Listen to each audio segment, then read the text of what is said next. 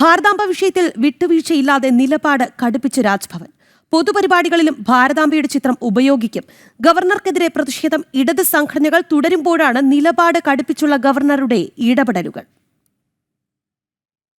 ഔദ്യോഗിക ചടങ്ങുകളിൽ അനൌദ്യോഗിക ചിഹ്നങ്ങൾ ഒഴിവാക്കണമെന്ന് ചൂണ്ടിക്കാട്ടി സംസ്ഥാന സർക്കാർ ഗവർണർക്ക് കത്ത് നൽകാനിരിക്കെയാണ് ഭാരതാംബ വിഷയത്തിൽ ഗവർണർ നിലപാട് കടുപ്പിക്കുന്നത്. രാജ്ഭവനിലെ പരിപാടികളിൽ ഭാരതാംബയുടെ ചിത്രം ഉപയോഗിക്കുന്നത് സർക്കാരും ഗവർണറും തമ്മിലുള്ള ഏറ്റുമുട്ടലിന് വഴിയൊരുക്കുന്ന സാഹചര്യത്തിലാണ് സർക്കാർ അനുരഞ്ജന നടപടികൾ ആരംഭിക്കുന്നത്.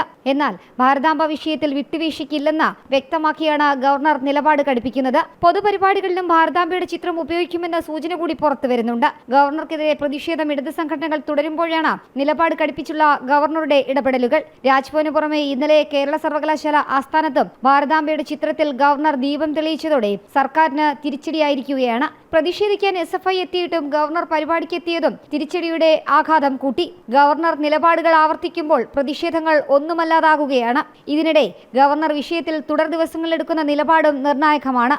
ജനം, തിരുവനന്തപുരം.